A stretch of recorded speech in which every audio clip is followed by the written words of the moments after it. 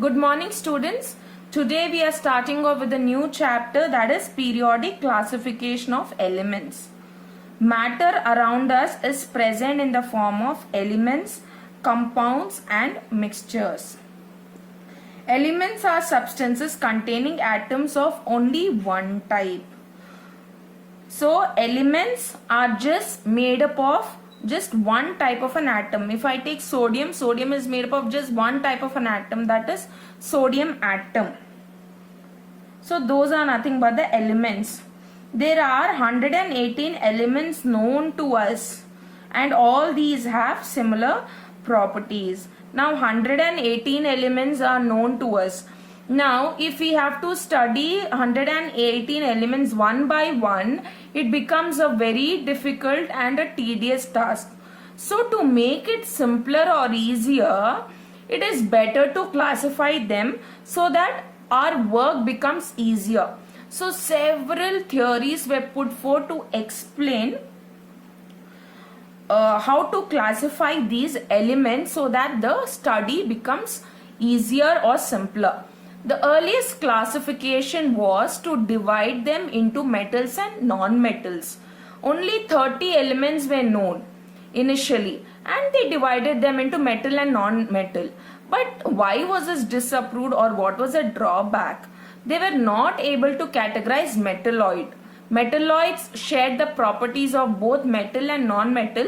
Since it could not be placed in the category of neither metal nor non-metal, this particular classification was not accepted. Then came Dobrinius triads. In the year 1817, Johannes Wolfgang Dobrinier, a German chemist, tried to arrange the elements with similar properties into groups. Okay, similar properties were arranged in groups.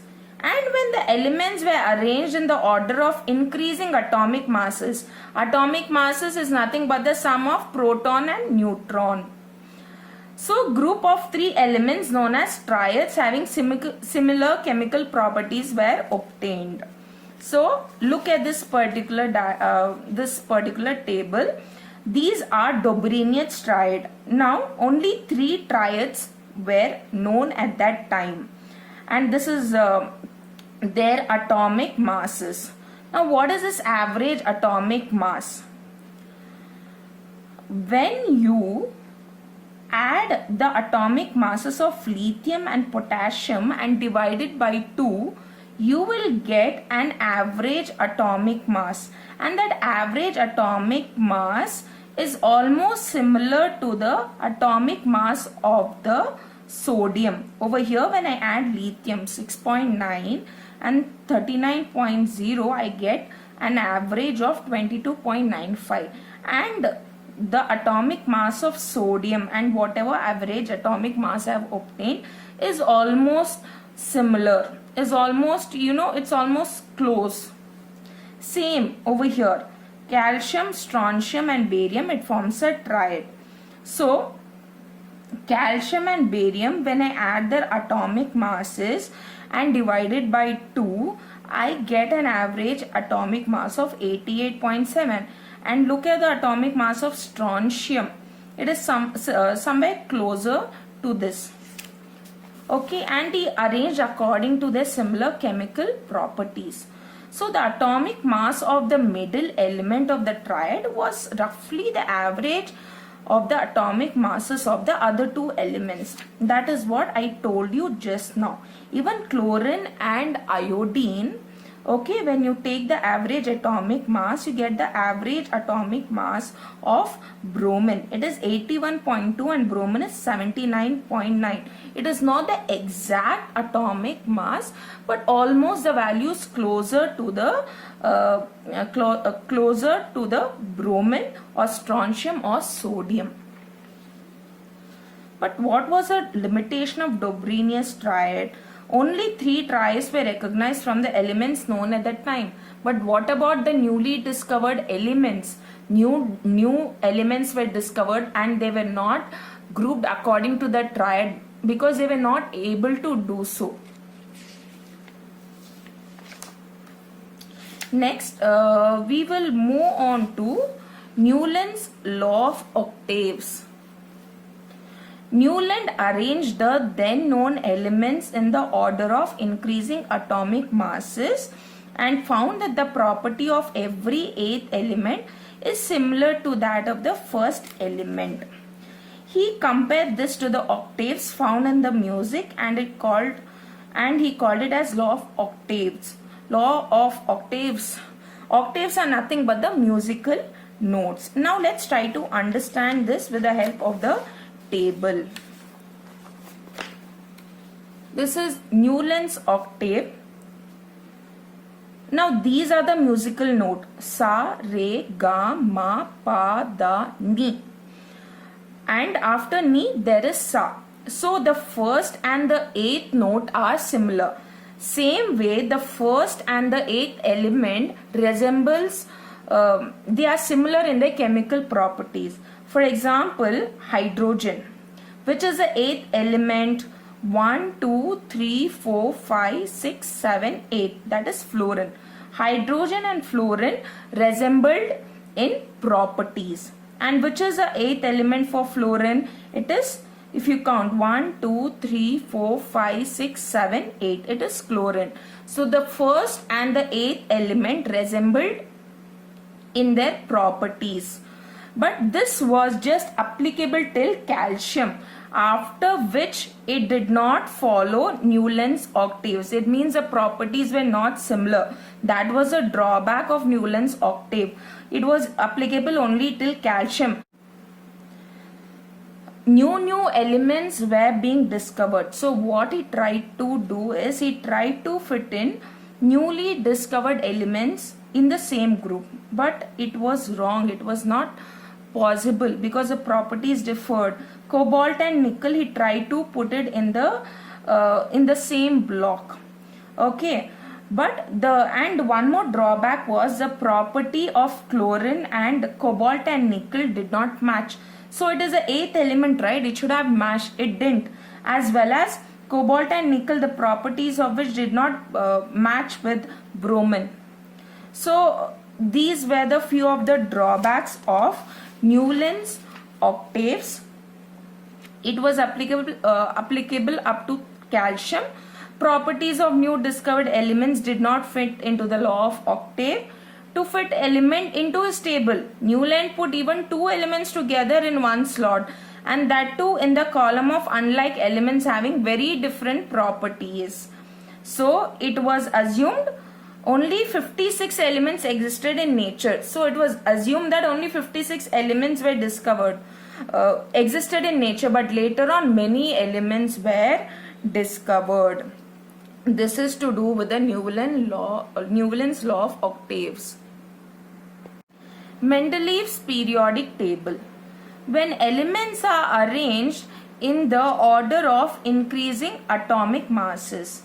You already know what do you mean by an atomic mass. It is nothing but the sum of the protons as well as neutrons. The elements with similar properties occur at regular intervals. So when you arrange the elements according to their atomic masses, the elements with similar properties, they arise at regular intervals. How you will understand? Now there were totally 63 elements that were known or that were discovered during Mendeleev's period.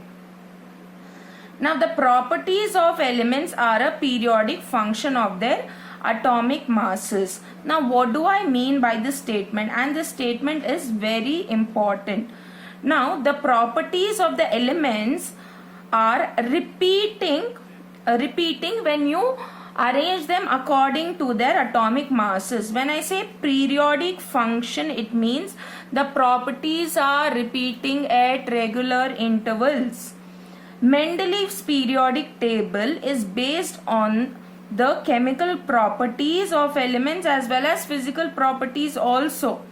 It contains 6 periods and 8 groups. Now look into this particular diagram. Now how many periods does it have? 1, 2, 3, 4, 5, 6. It has got 6 periods. And how many groups does it have? Totally 8. Look on top. There are totally 8 groups. The horizontal rows are known as periods. The vertical columns are known as groups. So there are 6 periods and 8 groups.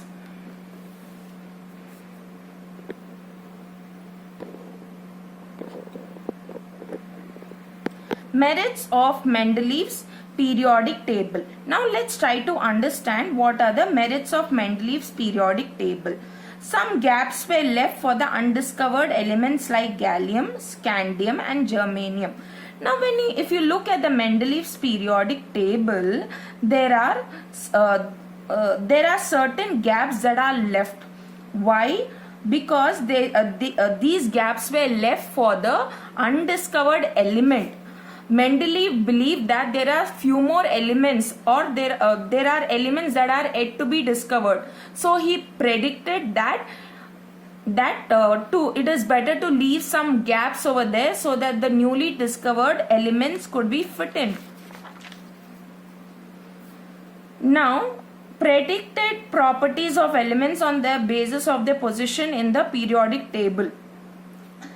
Now, Mendeleev predicted, he was easily able to predict the properties of elements based on their positions in the periodic table. So, he classified accordingly. So, it was easier for him to predict the properties of elements. He was able to accommodate novel gases when they were discovered without disturbing the original arrangement. So, noble gases were also able to fit in to the Mendeleev's periodic table. Noble gases are inert gases, or they are not reactive, like your helium, neon, argon, fluorine. All these are noble gases. Now let's come to what are the limitations of Mendeleev's classification. Now, position of isotopes when could not be explained. So when you look at the position of isotopes, you cannot place isotopes in Mendeleev's periodic table because he didn't leave any spaces or gaps for them. And there was no fixed position for hydrogen. Here when you look at the Mendeleev's periodic table, hydrogen is isolated, it is placed separately. Why is it so? Because hydrogen resembled alkali metal as well as halogen. Now when I say alkali metals, these metals have just one electron in its outermost shell and are highly reactive. Hydrogen is also like that, as well as it resembled halogen. Halogens are non-metals and hydrogen is also non-metal. So it resembles the property of both alkali metal as well as the halogen. So where exactly hydrogen has to be placed, there was a lot of confusion. Even in modern periodic table, the position of hydrogen is not so very clear because it resembles the property of alkali metals as well as halogens. Now, wrong order of atomic masses of some elements could not be explained. For example, he arranged according to their increasing atomic masses. Now here what is happening is, when you look at Fe, it is 55.85, cobalt is 58.93 and nickel is 58.71. Now 58.93 is much more than 58.71. 58.71 should have been beside Fe or iron, then cobalt should have been in the last. But we see here it is not arranged according to the increasing atomic masses. So there was an anomaly, or there was a flaw over here. Hopefully these limitations are clear to you, and Mendeleev's periodic table is very, very important. You need to go through each and every point that I have explained to you.